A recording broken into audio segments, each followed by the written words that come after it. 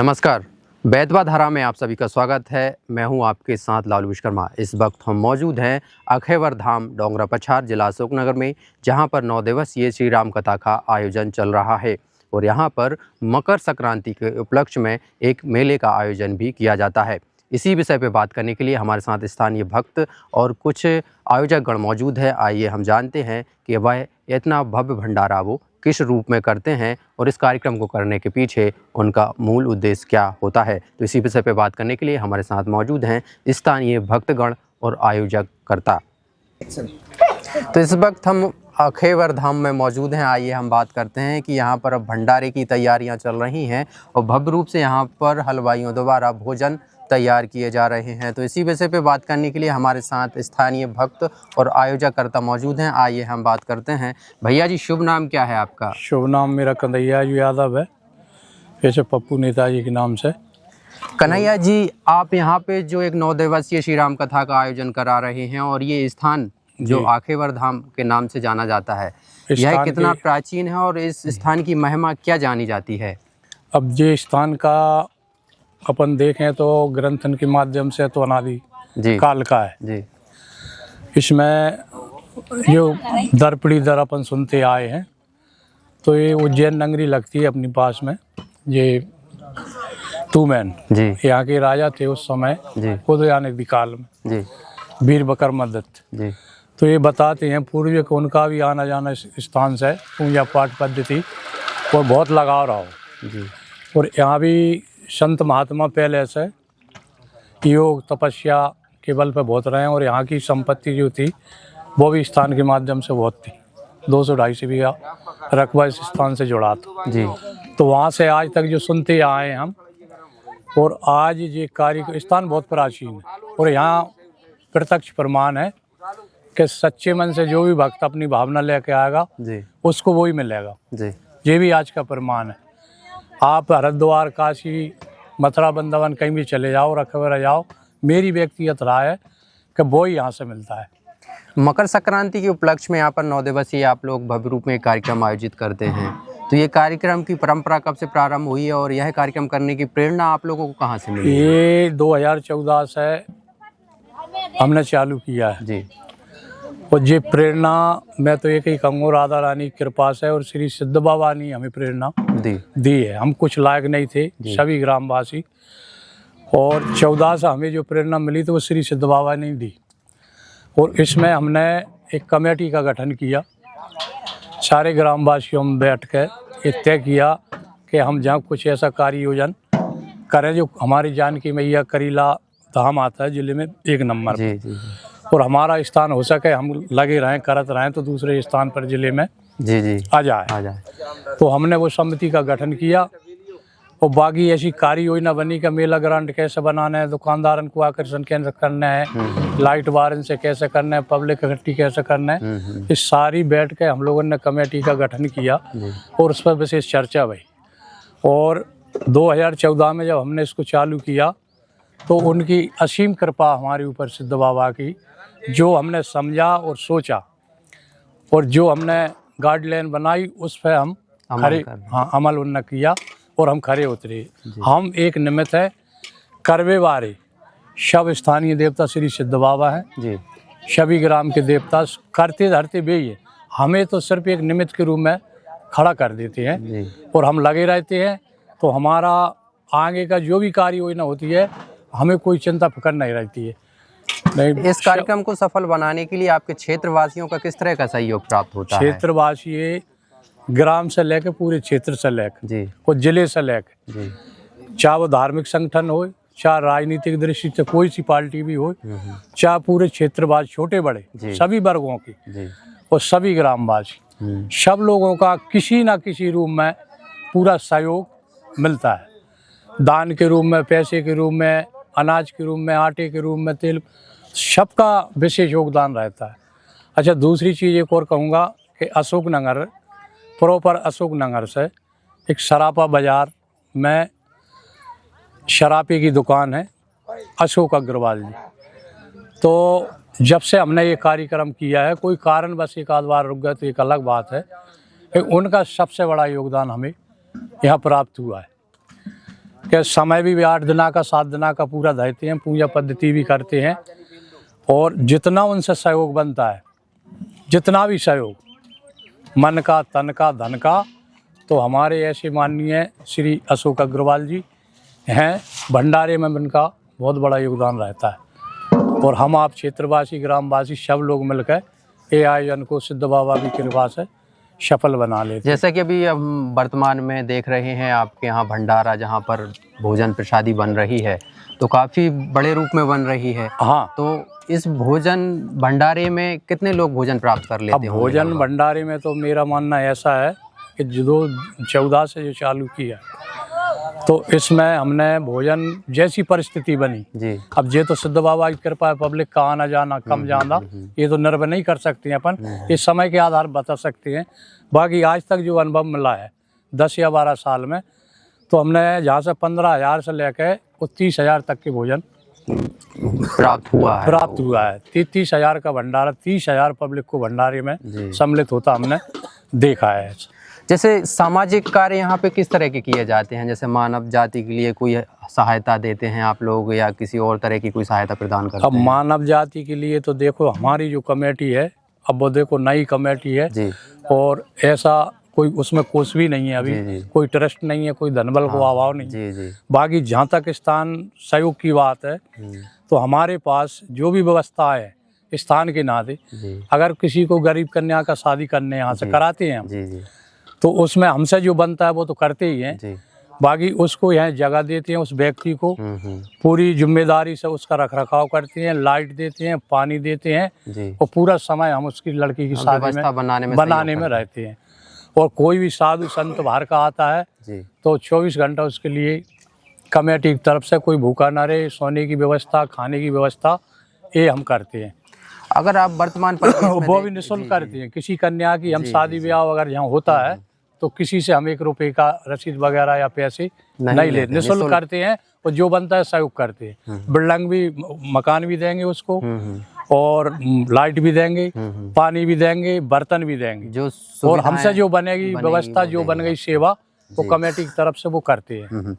अगर आप वर्तमान परिवेश में देख रहे होंगे कि आजकल ये देखा जा रहा है कि गाय सड़कों पे बहुत घूम रही है, लोगों ने उसका निष्कासित कर दिया है, घरों से बाहर कर दिया है। कहा जाता है सनातन धर्म में कि जिसको दिया माता का दर्जा, आखिर आज उसकी दुर्दशा का जिम्मेदार कौन है?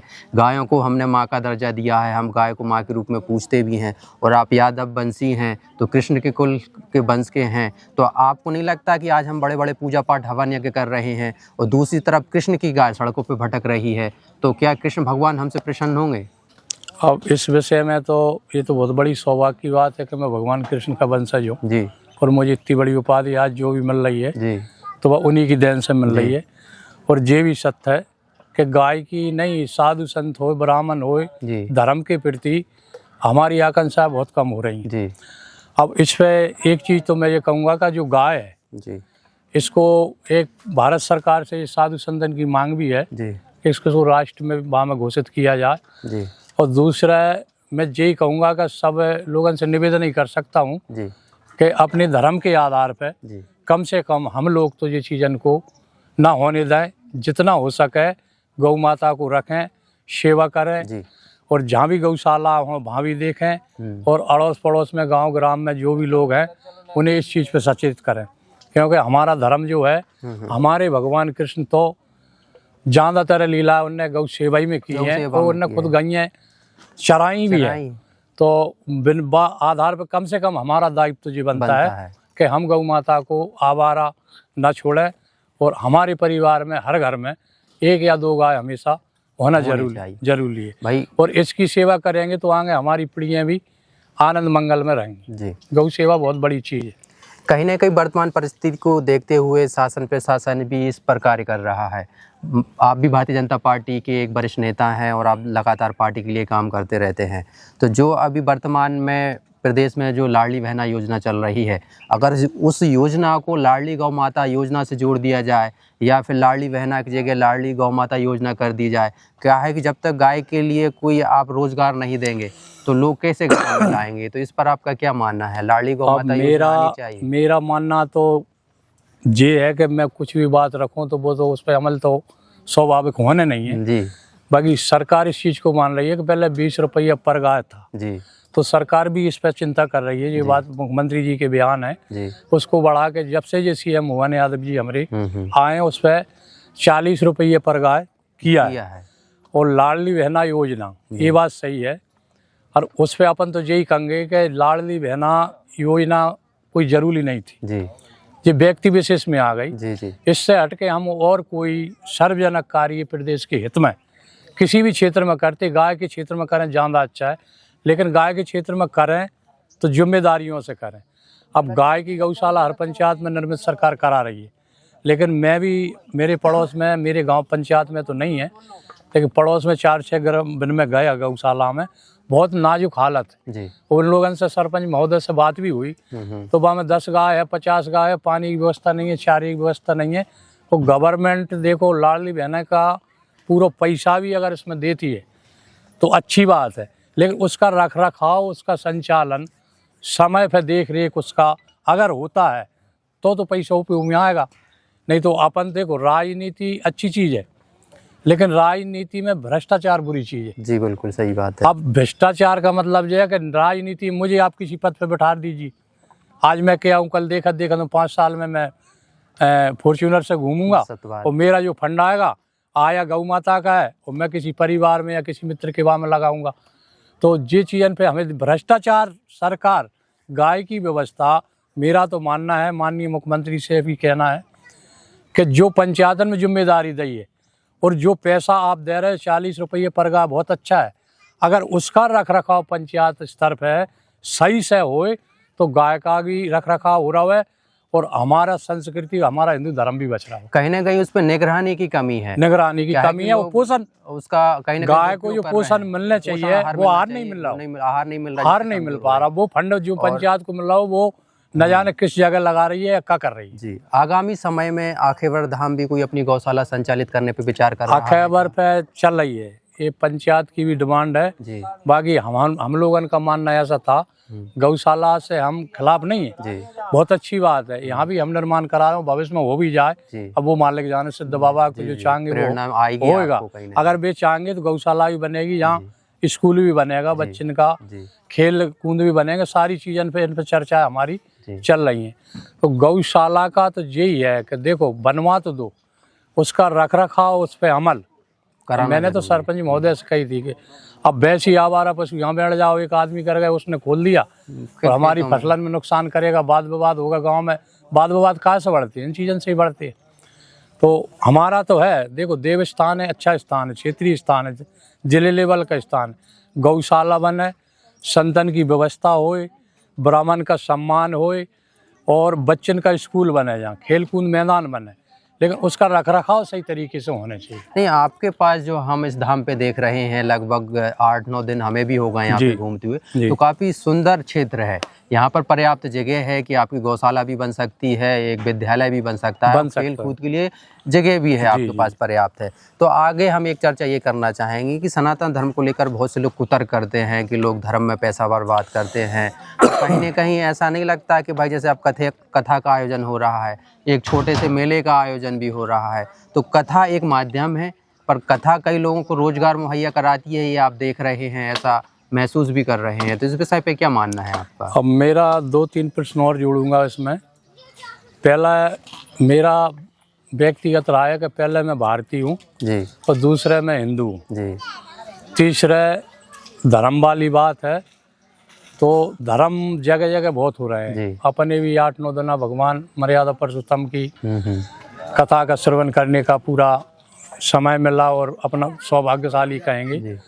लेकिन धर्म में क्या है, थोड़ा उसको समझ नहीं पा रहे हैं। धर्म होता है आस्था से जी, प्रेम से। अगर भगवान के प्रति हमारी आस्था और प्रेम सही है तो धर्म बड़े आडंबर करने की जरूरत नहीं है। हम आस्था से यहाँ जुड़े अखेवर धाम में, तो ये हमारी आकांक्षा है और हमारे विचार कभी नहीं थे कि हम इतने बड़े काम कर सकते हैं, लेकिन भावना से हम जुड़े रहे, करता धरता भगवान श्री सिद्ध बाबा रहे, बड़े बड़े आयोजन यहाँ होने लगे।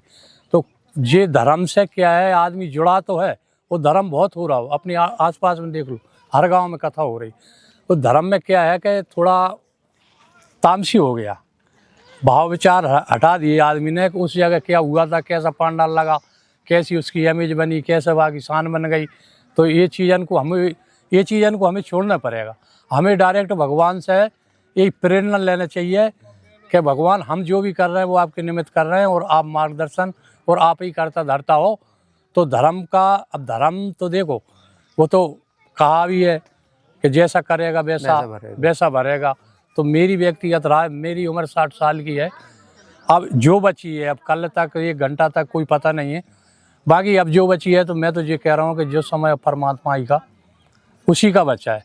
अब उसने जहाँ भेजा है कुछ करने के लिए, आज तक नहीं कर पाया, तो अब जो आखिरी समय है तो इसमें मैं उसका कुछ कर सकूं, ये मेरी भावना। और इसी रास्ता पर हमें और आप ही सभी चलने पड़े।